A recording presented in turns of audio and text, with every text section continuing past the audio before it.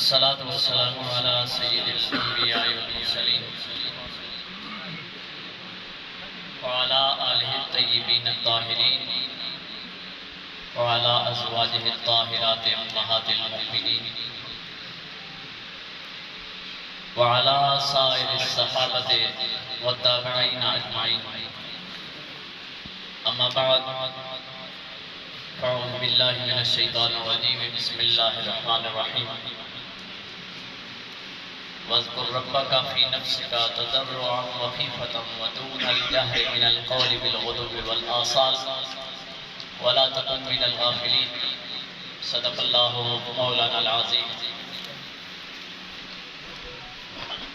مولاي صل وسلم دائما ابدا على حبيبك خير الخلق كلهم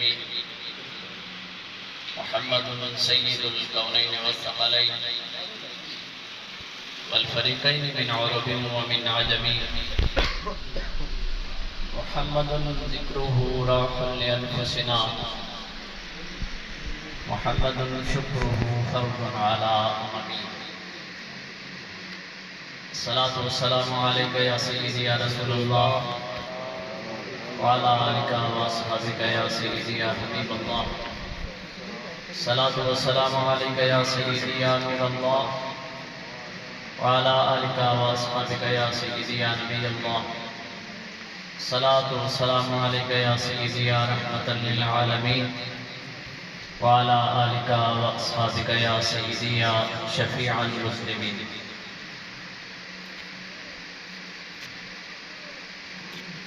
دوستان گرامی کا آپ حضرات اولیاء کی اس سرزمین پر اللہ تعالیٰ کے ان نیک بندوں سے اپنی محبت اور اپنی وفا کے اظہار کے لیے تشریف لائے. مجھ سے قبل ڈاکٹر صاحب نے تصوف پہ روحانیت پہ گفتگو فرمائی. میں بھی صوفیاء کی اس سرزمین سے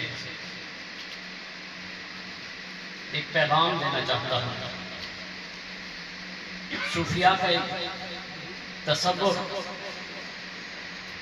جو عوام کو دیا جاتا ہے، جو پہنچایا جاتا ہے، عمومی ہمارے اس معاشرے میں صوفیاء کے ایک غلط تصور کو عام کیا جا رہا ہے. ایک صوفی کا تصور جنرل پرویز مشرف کے دور میں اس کو عام کرنے کی کوشش کی گئی تھی، اور صوفی کا وہ تصور یہ تھا کہ صوفی وہ ہوتا ہے جس کے دروازے سب کے لیے کھلے ہوتے ہیں. یہ بات اتنی حقیقت ہے کہ صوفی کا دروازہ ہر ایک کے لیے کھلا ہوتا ہے. لیکن جو غلط تصور پیش کیا جا رہا ہے سندھ کی سرزمین پہ، اب بھی اس غلط تصور کو پیش کیا جاتا ہے. پنجاب میں ہمارے صوفی شعراء جو ہیں ان کے کلام کو لے کر اس غلط تصور کی ترویج کی جاتی ہے. تو میں اولیاء کی سرزمین سے یہ پیغام دینا چاہتا ہوں کہ ہم اس شخص کو صوفی کہتے نہیں ہیں، اور صوفی کی تعریف میں وہ شخص داخل نہیں ہوتا جس کا تصور یہ لوگ صوفی بنا کر پیش کر رہے ہیں. تصور کیا دیا جا رہا ہے؟ ابھی سندھ کی سرزمین پہ ایک شخص گستاخی کرتا ہے اور اس کے خلاف آواز اٹھتی ہے، لوگوں کے احتجاج میں وہ واصل جہنم ہوتا ہے، ایک ایسی سرزمین جہاں سے اللہ اور اس کے رسول کی محبت کا پیغام عام کیا جا رہا ہے، جو صوفیاء کے وارث ہیں اور صوفیاء کی حقیقی زندگی کا تصور پیش کر رہے ہیں، ان پہ دہشت گردی اور شدت پسندی کا الزام لگتا ہے، اور وہ لوگ جو ملحد ہیں، جو دین کے ماننے والے نہیں ہیں، جو قرآن کے ماننے والے نہیں ہیں، جو رسول اللہ صلی اللہ علیہ وسلم کی عزت و توقیر ناموس کے ساتھ جن کا کوئی تعلق نہیں ہے، ان کے بارے میں کہا جا رہا ہے کہ وہ صوفیاء کا پرچم تھامے ہوئے ہیں، اور سندھ گورنمنٹ اور وہاں کا سوشل میڈیا اور سندھ کے آزاد خیال لوگ جو ہیں، صحافی جو ہیں، تجزیہ نگار جو ہیں، جو لوگوں میں شعور بیدار کرنے کا جنہوں نے ٹھیکہ اٹھایا ہوا ہے، وہ یہ کہتے پھر رہے ہیں کہ صوفیاء کی سرزمین کو شدت پسندی سکھائی جا رہی ہے۔ میں یہ بتانا چاہتا ہوں دوستو، صوفی واقعی شدت پسند نہیں ہوتا، لیکن صوفی غیرت مند ضرور ہوتا ہے۔ سبحان اللہ، سبحان اللہ۔ یہ صوفی کی تعلیم نہیں ہے جو یہ حکومتیں اور حکومتی سطح پر ان کی نگرانی میں صوفی کا جو تصور عام کیا جا رہا ہے، صوفی کا جو تصور عام کیا جا رہا ہے، دین حق میں صوفی کی وہ تعریف موجود نہیں ہے، اور صوفی کی جو اصل تعریف ہے وہ میں آج آپ کو بتاؤں گا، اور آپ کے اس میڈیا کے ذریعے لوگوں تک پیغام پہنچاؤں گا کہ صوفی اصل میں ہوتا کون ہے۔ صوفی کا تصور کہہ دیا جا رہا ہے کہ صوفی کا دروازہ ہر شخص کے لیے کھلا ہوتا ہے، وہ ہندو ہے، وہ سکھ ہے، وہ پارسی ہے، وہ عیسائی ہے، وہ کسی مذہب سے کسی مسلک سے تعلق رکھنے والا ہے، صوفی کسی سے نفرت نہیں کرتا، اور کہہ رہے ہیں کہ صوفیاء کی سرزمین کو شدت پسندی سکھائی جا رہی ہے۔ دوستان گرامی، یہ یاد رکھیں، دین اسلام پہ غیرت کھانا، دین اسلام پہ غیرت کھانا یہ مومن کی زندگی کا پہلا اصول ہے۔ اگر اس کے اندر غیرت کا بیج نہیں ہے تو اللہ رب العزت کو اس کو سجدے اور تسبیحات کی ضرورت ہی نہیں۔ اللہ اللہ۔ اگر اس کے اندر غیرت کبھی غیرت اور ہوتی ہے، شدت پسندی اور ہوتی ہے، نفرت کرنا اور ہوتا ہے۔ یہ بات سچ ہے کہ صوفی کا دروازہ ہر ایک کے لیے کھلا ہوتا ہے۔ صوفیاء جتنے بھی گزرے ہیں، حضرت مجدد الفسانی کو لے لیں، حضرت باقی باللہ کو لے لیں، حضرت خواجہ معین الدین چشتی اجمیری کو لے لیں، حضرت باؤدین زکریا ملتانی، حضرت بابا فرید گنج شکر، حضور سیدی داتا علی حجویری، کسی کا دروازہ بھی کسی بھی مذہب سے تعلق رکھنے والے شخص کے لیے بند نہیں ہوا۔ یہ نہیں ہوا کہ کوئی ہندو آ رہا ہے تو آپ نے منع کیا ہو کہ نہیں اس کو میری بارگاہ میں نہیں آنے دینا۔ یہ نہیں آ رہا کہ کوئی سکھ آ رہا ہو اور وہ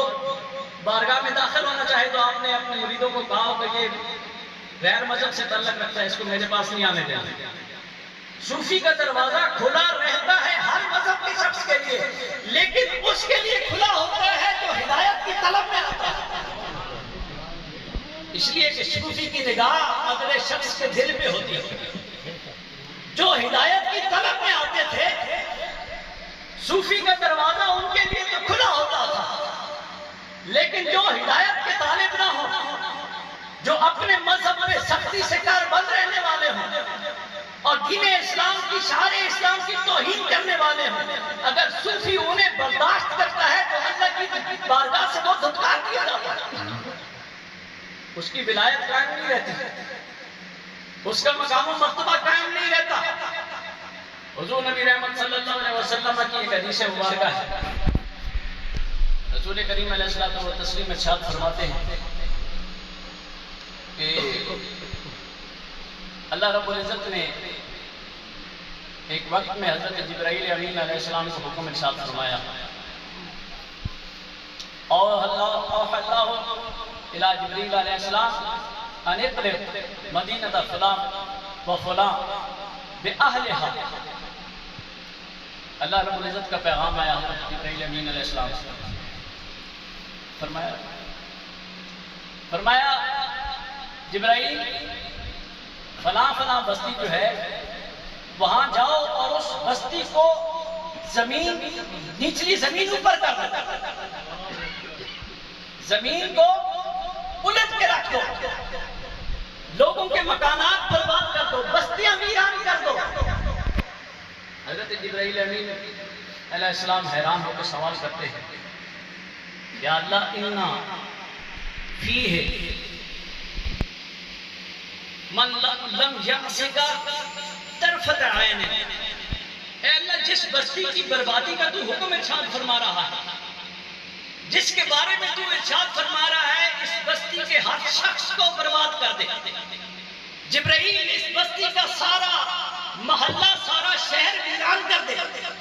بستی کو الٹ کے رکھ دے، نچلی زمین اوپر کر دے، ان کی چھتیں گر جائیں، دیواریں گر جائیں، گھر برباد ہو جائیں، بستیاں ویران ہو جائیں، لوگ مر جائیں۔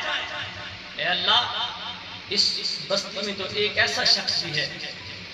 جس کا جبرائیل گواہ ہے، لوگ گواہی نہیں دے رہے، گواہی کس کی طرف سے آ رہی ہے؟ جبرائیل امین علیہ السلام کی طرف سے۔ حضور نبی رحمت صلی اللہ علیہ وسلم فرماتے ہیں جبرائیل امین علیہ السلام عرض کرنے لگے، یا اللہ اس بستی میں ایک شخص رہتا ہے جس کو جبرائیل نے دیکھا ہے، جب سے اس نے سانس لینی شروع کی لم یعصک طرفت عین، اے اللہ زندگی کا ایک لمحہ بھی تیری نافرمانی میں اس کا نہیں گزرتا۔ اتنا نیک بندہ ہے، اتنا تیرا عبادت گزار ہے، یا اللہ ساری بستی کو برباد کرنے کا حکم دے رہا ہے، میرے مالک اس شخص کو بچا نہ لوں، اس شخص کو ان کے درمیان سے نکال نہ لوں، یہ تو بڑا نیک ہے، بڑا عبادت گزار ہے، بڑا تسبیحات کرنے والا ہے، بڑا تجاہد کرنے والا ہے، تیری راہ میں اپنی زندگی بسر کرنے والا ہے۔ اللہ رب العزت کا جواب کیا آیا؟ رسول کریم علیہ الصلوۃ والتسلیم ارشاد فرماتے ہیں جبرائیل کلم علیہ وعلیہ، اے جبرائیل اس بستی کو پہلے اس پہ الٹ پھر باقی لوگوں پہ اٹھا، جس نے میری اتنی عبادت کی ہے کہ زندگی کی ہر سانس میری یاد میں گزاری ہے، زندگی کا ہر لمحہ میرے حضور سجدہ کرتے ہوئے گزارا ہے، زندگی میں نافرمانی نہیں کی، گناہ نہیں کیا، خطا نہیں کی، کسی لمحے میری نافرمانی میں اس نے اپنا ایک لمحہ نہیں گزارا۔ جبرائیل تو گواہی دے رہا ہے، لیکن میرا حکم یہ ہے کہ اس شخص کو پہلے برباد کر، باقیوں کو بعد میں برباد کر۔ اللہ جبرائیل امین علیہ السلام عرض کرنے لگے، یا اللہ بات نہیں سمجھ آئی، ایک ایسا عبادت گزار شخص اور تو اسے اتنا ناراض ہے، تو اسے اتنا ناراض ہے کہ تیری جناب سے حکم آ رہا ہے کہ اس بستی کو برباد کر، میں کہہ رہا ہوں کہ اس میں ایک تیرا عبادت گزار شخص ہے، اور اللہ تیری جناب سے حکم آ رہا ہے کہ پہلے اسے برباد کر پھر بستی باقی برباد کر۔ میرے اللہ رب العزت نے جواب دیا ہے جبرائیل انہو من لم یتعمر وجهه فیا، یہ وہ شخص ہے جس نے اپنی ساری زندگی تو میری عبادت میں گزاری ہے، لیکن اس کی ساری زندگی میں ایک لمحہ بھی ایسا نہیں آیا جب میری ذات پہ غیرت کھاتے ہوئے اس کا چہرہ غیرت ہوا۔ اللہ اللہ جب کسی بد مذہب نے، کسی بد مسلک نے، کسی گمراہ نے میری ذات پہ کیچڑ اچھالا، جب اس نے کسی کو میری عبادت کے علاوہ کسی کی عبادت کرتے دیکھا، کسی کے سامنے سجدہ ریز ہوتے دیکھا، کسی سے مانگتے دیکھا، جب اس نے میرے نبی کی توہین ہوتے دیکھی، جب اس نے میری ذات کی توہین ہوتے دیکھی، اللہ رب العزت فرماتے ہیں کہ میرا عبادت گزار تو ہے، لیکن اس کی عبادت کا میں نے کیا کرنا ہے، اس کا اور اس وجہ سے فَإِنَّهُ لَمْ يَتَمَعَّرْ وَجْهَهُ فِيهَا، اس کا ایک لمحے کے لیے بھی اللہ رب العزت فرماتے ہیں اے جبرائیل تو کہہ رہا ہے اس نے ایک لمحہ بھی میری نافرمانی نہیں کی، لیکن میرا اعتراض یہ ہے کہ اس نے ایک لمحہ کو بھی غیرت کھاتے ہوئے اس کے چہرے پہ میری وجہ سے میری ذات کے لیے، میری عزت و ناموس کے لیے غیرت کی گرمی نہیں آئی، اس کا چہرہ سرخ نہیں ہوا۔ اس وجہ سے صوفی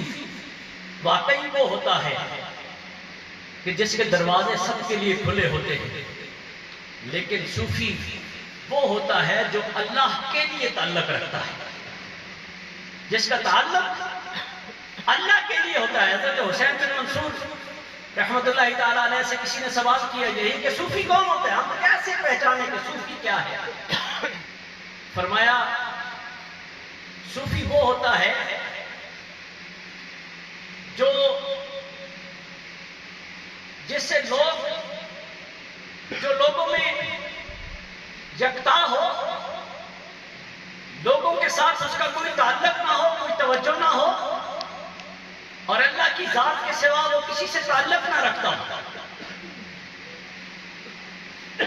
صوفی دنیا میں لوگوں کے درمیان اٹھتا بیٹھتا ہے، لیکن اس کا ہر تعلق صرف اس وجہ سے ہوتا ہے کہ میں اس بندے کو اللہ کی بارگاہ تک لے جاؤں۔ اس کا ہر بندے کے ساتھ تعلق اس نیت سے ہوتا ہے کہ میں اس بندے کی اصلاح کر کے اس کو اپنے رب کی طرف کھینچ کے لے آؤں۔ اگر وہ شخص یہ کام نہیں کر رہا، وہ جو ہمیں بتایا جا رہا ہے کہ صوفی سب میں محبت بانٹنے والا ہوتا ہے اور کسی کے ساتھ شدت پسندی کو اختیار جو ہے وہ پسند نہیں کرتا، ایسے صوفی کو اللہ پسند نہیں کرتا۔ صوفی وہ ہے جس کے دروازے تو سب کے لیے کھلے ہیں، لیکن وہ محبتیں بانٹنے والا ہے، اور محبتیں اس لیے بانٹنے والا ہے کہ وہ لوگوں کا ہاتھ پکڑ کر انہیں اللہ کی بارگاہ تک لے جائے۔ صوفی کا ایک تصور ہمارے درمیان یہ بھی ہے کہ جو شخص نعرے لگا رہا ہے، زلفیں اس نے بڑھا لی ہیں، اپنے لباس سے بے خبر ہو گیا ہے، اپنی زندگی کی رونقوں کو اس نے چھوڑ دیا ہے، تو ہم یہ سمجھتے ہیں کہ اس شخص نے صوفیانہ رنگ کو استعمال کر لیا ہے۔ ہمارے دین میں صوفی کا یہ تصور بھی موجود نہیں ہے، ہمارے دین میں صوفی کا یہ تصور نہیں ہے۔ کسی مجذوب قلندر کسی کا یہ تصور نہیں ہے کہ وہ لوگوں کو نشے پہ لگائے، لوگوں کو بھنگڑے ڈالنے سکھائے، لوگوں کو نعرے لگانے سکھائے، لیکن ان کو دین کی طرف نہ لے کے جائے۔ یہ یاد رکھیں، جو عام صوفیاء ہیں، عام اولیاء ہیں، ان کی تو زندگی کا وتیرہ ہی یہی ہونا چاہیے کہ وہ شریعت سے دور نہیں ہو سکتے، لیکن جس کو ہم مجذوب کہتے ہیں، جس کو ہم سائیں کہتے ہیں، جس کو ہم قلندر کہتے ہیں، اس کی پہچان یہ ہے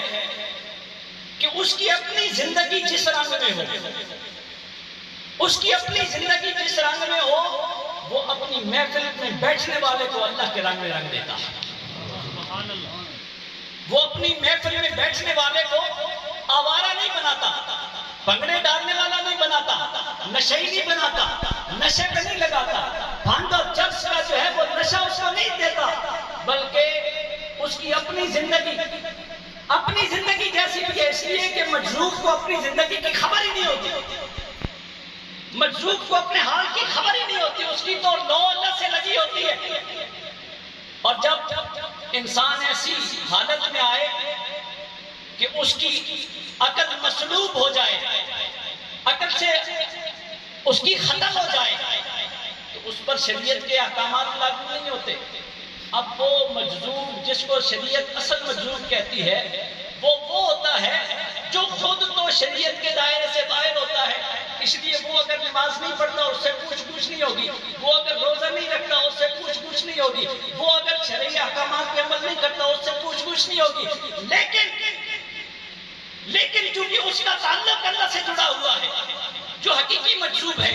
اس کا تعلق اللہ سے جڑا ہوا ہے، جو اس کی محفل میں بیٹھنے والا ہے وہ بے رنگ نہیں ہو سکتا۔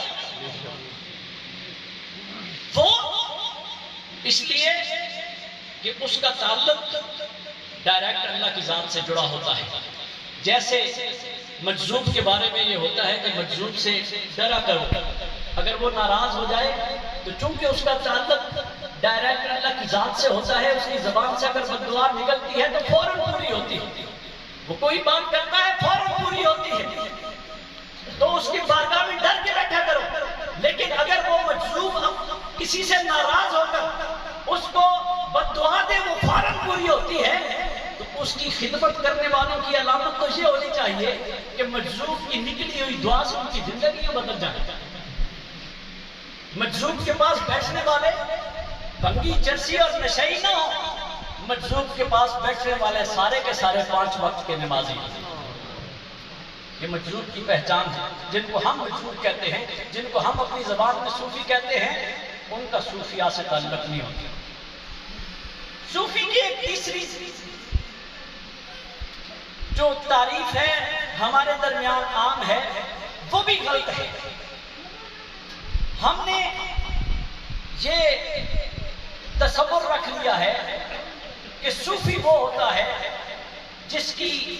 نگاہ جو ہے وہ تیز ہو جائے، جس کا قلب روشن ہو جائے، اس پہ کشف و الہام کا سلسلہ شروع ہے، ہم اس کے پاس بیٹھتے ہیں، وہ ہمیں ہماری زندگی کا بتا دیتا ہے، ہم اس کے پاس بیٹھتے ہیں، وہ ہمیں ہماری قسمت بتا دیتا ہے، ہم اس کے پاس بیٹھتے ہیں، اس کے دم سے، اس کی دعا سے ہمارے معاملات میں برکتیں شروع ہو جاتی ہیں، اچھائیاں آنی شروع ہو جاتی ہیں۔ ہم یہ سمجھتے ہیں کہ یہ شخص روحانی معاملے میں بہت آگے چلا گیا، اور لوگ جب ہمارے پاس آتے ہیں، سوال کرتے ہیں، روحانیت کی طلب لے کے آتے ہیں، تو ان کی طلب میں بھی یہی چیز ہوتی ہے کہ ہمیں کوئی ایسا وظیفہ مل جائے، کوئی ایسا عمل مل جائے، کوئی ایسی عبادت بتا دی جائے جس کے ذریعے سے ہماری آنکھوں کے پردے ہٹ جائیں اور کشف عام ہو جائے، جس کے ذریعے سے ہمیں لوگوں کے حالات جاننے کا موقع مل سکے، جس کے ذریعے سے ہماری پرواز ممکن ہو سکے، ہم اپنے شہر سے پرواز کر کے کسی شہر میں، کسی ملک میں اپنی روح کو لے جا کر وہاں کے حالات دیکھ سکے۔ دوستان گرامی، صوفیاء اور روحانیت کا یہ معنی بھی اسلام میں نہیں ہے، یہ ایک عملیات کا سلسلہ ہے۔ وہ عمل حضرت مجدد الفسانی فرماتے ہیں کہ تم اگر کسی پر احوال کا دروازہ کھلتا ہے، احوال کیا آتے ہیں کہ میں اپنے حال سے بے حال ہو گیا، میں آنکھ بند کرتا ہوں، مجھے آسمانوں کی سیر نصیب ہوتی ہے، میں آنکھ بند کرتا ہوں، مجھے فرشتے چلتے دکھائی دیتے ہیں، میں اپنے قلب پہ نظر ڈالتا ہوں، مجھے لوگوں کے حالات اپنے قلب پہ محسوس ہوتے ہیں۔ حضرت مجدد الفسانی فرماتے ہیں اگر کسی کو پر احوال کا ایسا دروازہ کھل جاتا ہے لیکن وہ شخص شریعت سے دور ہے تو وہ یاد رکھے یہ شیطان کی طرف سے عمل ہے، رحمان کی طرف سے اس کا انعام نہیں ہو رہا۔ یہ جو اس پر احوال کا دروازہ کھل رہا ہے، کشف کا دروازہ کھل رہا ہے، اس کی روح کو پرواز نصیب ہو رہی ہے، امام ربانی فرماتے ہیں یہ روحانیت نہیں ہے، یہ روح کی پرواز نہیں ہے، یہ اس کا استدراج ہو رہا ہے، شیطان اسے برباد کر رہا ہے۔ استدراج ہماری جو ہے وہ تصوف کی جو روحانیت کا سلسلہ ہے، ان میں 3 چیزیں ہیں۔ ایک روحانیت کے سلسلے میں معجزہ ہوتا ہے، اور معجزہ نبی کا مقام ہوتا ہے، وہ اس کو نصیب ہوتا ہے۔ وہ بھی کیا ہوتا ہے؟ کوئی ایسا عمل نبی کا اللہ اس کی زندگی کا حصہ بناتا ہے جو عقل کے احاطے میں آنے سے باہر ہوتا ہے۔ دوسری چیز ہوتی ہے کرامت۔ کرامت اللہ تعالیٰ کے اولیاء کو نصیب ہوتی ہے۔ اور اولیاء سے بھی کرامت کا اظہار اللہ خود کرواتا ہے، ولی اپنی مرضی سے کرامت کا اظہار نہیں کرتا۔ اور کرامت بھی وہ چیز ہوتی ہے جو عقل کے دائرے سے باہر ہوتی ہے۔ تیسرا، یہ دونوں چیزیں انسان کی اللہ تعالیٰ کے نزدیک اس کے تعلق، اس کی قربت کو ظاہر کرتی ہے، لیکن یہاں ہی ایک تیسری چیز ہے جس کو صوفیاء نے استدراج کا نام دیا ہے۔ یہ جو استدراج ہے یہ آپ کی بربادی کی علامت ہے۔ استدراج میں بھی انسان کو پرواز نصیب ہوتی ہے، استدراج میں بھی اس کی آنکھوں کو یہ روشنی نصیب ہوتی ہے کہ وہ فرشتوں کو چلتے دیکھ سکتا ہے، استدراج میں بھی اس کے قلب کو یہ روشنی نصیب ہوتی ہے کہ وہ جس کے احوال چاہتا ہے اپنے دل میں محسوس کر لیتا ہے، جان لیتا ہے، اس پر یہ احوال کا دروازہ کھلتا ہے، اس کی روح کو پرواز نصیب ہوتی ہے۔ لیکن کیا ہوتا ہے، وہ شریعت سے دور ہو جاتا ہے۔ استدراج شیطان کی طرف سے ہوتا ہے، معجزہ اور کرامت رحمان کی طرف سے ہوتی ہے۔ حضرت مجدد الفسانی فرماتے ہیں بس یہ سبق آپ کو بتانا ہے کہ ہم نے اگر اپنی روحانیت کو پختہ کرنا ہے، اپنا روحانی سبق لینا ہے اور واقعی روحانی سفر پہ ہم نے روانہ ہونا ہے، تو اس روحانیت کے لیے، اس صوفی راستے کو اختیار کرنے کے لیے ہمیں کس چیز کی ضرورت ہے؟ حضرت مجدد الفسانی جلد اول 237 نمبر مکتوب میں آپ لکھتے ہیں کہ روحانیت کے سفر کے لیے دو بازوؤں کا ہونا ضروری ہے۔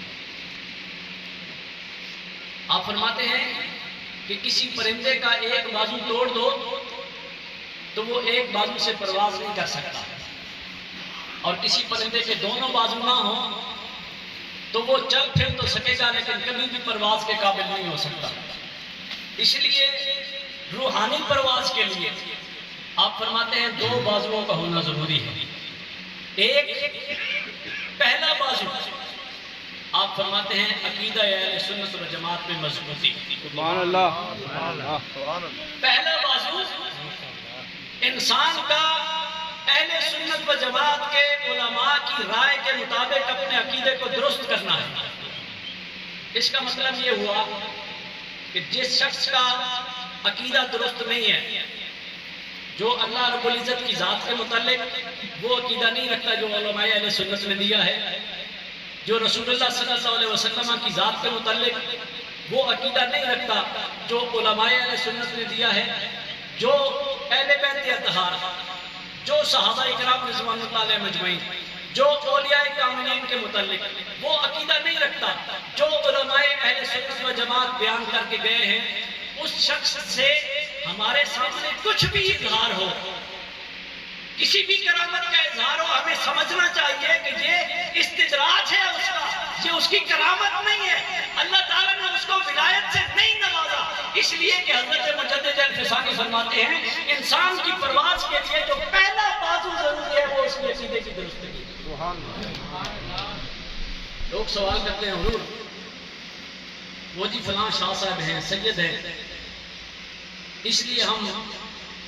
ان کے پاس چلے جاتے ہیں تعویذ لینے کے لیے، دم کرانے کے لیے ان کے پاس چلے جائیں، اگرچہ وہ شیعہ ہیں، اگرچہ وہ فلاں مذہب سے مسلک سے تعلق رکھتے ہیں، لیکن سید صاحب کے یہاں چلے جائیں ان کے پاس۔ دوستان گرامی، اگر آپ نے اپنے آپ کو بچانا ہے، اگر اپنی نسلوں کو بچانا ہے، سید کا صرف احترام ضروری ہے، لیکن اتباع اس سید کی ضروری ہے، اس سید کی اتباع ضروری ہے جو اہل سنت و جماعت کے عقیدے کے مطابق چلنے والا ہے۔ احترام سب کا کریں لیکن اتباع اور اپنے لیے کسی فیض کے حصول کے لیے اس سید کو ڈھونڈیں جس کا عقیدہ اہل سنت و جماعت کے عقائد کے مطابق ہے۔ اس لیے کہ اگر اس کا عقیدہ درست نہیں ہے تو حضرت مجدد الفسانی فرماتے ہیں کہ اس کے سر پہ ولایت کا تاج نہیں سج سکتا، وہ سب کچھ ہو سکتا ہے لیکن وہ اللہ تعالیٰ کا ولی نہیں ہو سکتا، اس لیے کہ ولایت کی پہلی سیڑھی اور ولایت کا سب سے مضبوط بازو انسان کے عقیدے کی درستگی ہے۔ اور پھر آپ فرماتے ہیں جو دوسرا بازو ہے رسول اللہ صلی اللہ علیہ وسلم کی شریعت پہ عمل کرنا۔ رسول اللہ صلی اللہ علیہ وسلم یہ آپ کو کوئی مرید ہوئی ہے، انہوں نے آپ کو خط لکھا کہ میں روحانی سلسلے میں سلوک میں آگے بڑھنا چاہتا ہوں، تو آپ نے انہیں فرمایا کہ یہ میں تمہیں بتاتا ہوں کہ روحانیت کیسے حاصل ہوگی۔ روحانیت کے حاصل کرنے کے لیے پہلے تمہیں اپنا عقیدہ درست کرنا ہوگا۔ دوسرا کام کیا ہے؟ آپ فرماتے ہیں دوسرا کام یہ ہے کہ تمہیں شریعت کا علم حاصل کرنا ہوگا، پھر اس علم کے مطابق اس پہ عمل کرنا ہوگا۔ شریعت کا علم حاصل کرنا، فرائض کیا ہے، واجبات کیا ہے، نفل کیا ہے، مستحب کیا ہے، مکروہ کیا ہے، مجتبی کیا ہے، حرام کیا ہے، حلال کیا ہے، اس سب کا علم حاصل کرنا اور پھر اس علم کے مطابق عمل کرنا، یہ تمہارے لیے ضروری ہے۔ آپ فرماتے ہیں پہلے تم نے اپنی عقیدہ درست کر لیا، پھر شریعت کا علم حاصل کیا، پھر اس کے مطابق عمل کر لیا۔ آپ آگے لکھتے ہیں کہ میرے بیٹے اب آپ کو وہ دو بازو حاصل ہو گئے جن کے ذریعے سے آپ کی روحانی پرواز کرنی ہے، جن کے ذریعے سے آپ کی روحانی پرواز کرنی ہے۔ اب اس کے بعد پہلے یہ دو کام کر لو، پھر اپنے مرشد کے پاس جاؤ اور پھر ان سے یہ تقاضا کرو کہ حضور میں اپنا کام کر کے آ گیا ہوں، اب جو آپ کا کام ہے میری روح کی پرواز کے لیے اس کی مدد فرمانا، اب وہ کام کر لیجئے۔ آپ فرماتے ہیں مرشد کا کام اس کے بعد شروع ہوگا، پہلے دو کام محنت کر کے تم نے کر کے آنا ہے، پہلے اپنے عقیدے کو درست کرنا ہے، دوسرا شریعت کے مطابق عمل کرنا ہے۔ تو صوفی اور روحانی طور پر مضبوط انسان وہ ہوتا ہے، اللہ کا مقرب شخص وہ ہوتا ہے جس کا عقیدہ اہل سنت و جماعت کی رائے کے مطابق ہو اور جس کا عمل شریعت متطہرہ رسول اللہ صلی اللہ علیہ وسلم کی سنت اور شریعت کے مطابق ہو۔ اس کے بعد انسان کو روحانی سفر نصیب ہوتا ہے۔ حضرت مجدد الفسانی رضی اللہ تعالیٰ عنہ ایک بڑی خوبصورت بات لکھتے ہیں مسئلہ کر کے، آپ کو بھی اجازت دے رہا ہوں، خود بھی آپ سے اجازت دے رہا ہوں۔ آپ فرماتے ہیں کہ اگر کسی شخص کو دو چیزیں حاصل ہو جائیں، ایک اس کا عقیدہ علماء اہل سنت و جماعت کے عقیدے کے مطابق ہو جائے، اور دوسرا اس کو رسول اللہ صلی اللہ علیہ وسلم کی شریعت اور سنت کے مطابق عمل کی توفیق نصیب ہو جائے، اسے روحانیت ملے نہ ملے، اس پر انوار و تجلیات کا دروازہ کھلے نہ کھلے، اس کو کوئی مراقبوں میں جو ہے وہ سکون اور نور اور اس قسم کی معاملات احوال اس کو نصیب ہوں یا نہ ہوں، اسے اپنے نصیب پہ فخر کرنا چاہیے، اس کی نجات ہو جائے گی، سبحان اللہ، اس کی نجات ہو جائے گی۔ آپ فرماتے ہیں اگر کسی کو احوال میسر آ جاتے ہیں، اس کی آنکھوں سے پردے ہٹ جاتے ہیں، وہ کائنات کی سیر کر سکتا ہے، وہ زمین و آسمان میں آ جا سکتا ہے، غیب کے کچھ علوم اس کو حاصل ہو سکتے ہیں، لیکن اس کا عقیدہ درست نہیں ہے یا اس کا عمل شریعت کے مطابق نہیں ہے،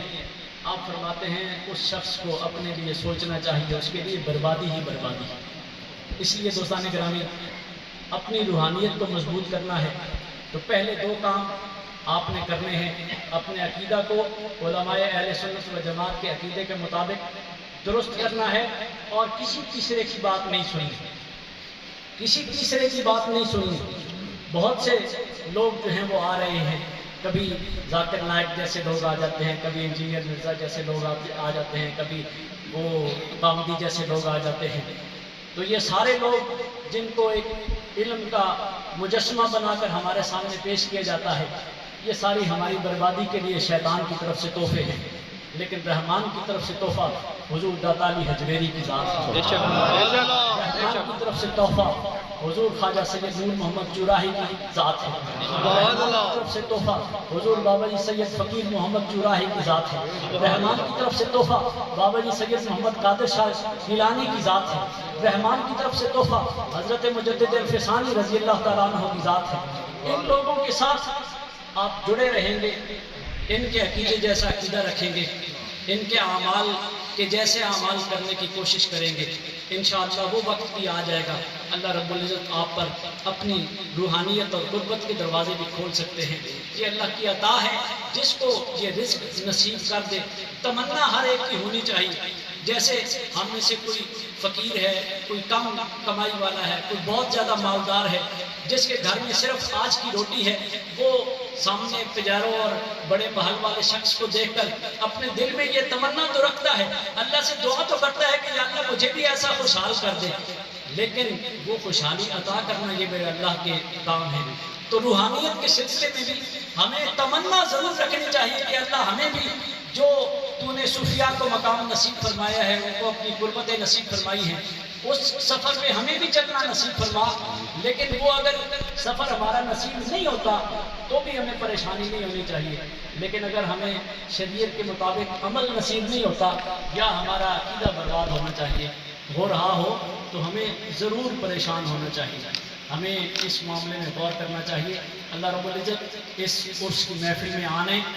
اور یہاں آپ کے بیٹھنے کا صدقہ اللہ کریم آپ کو،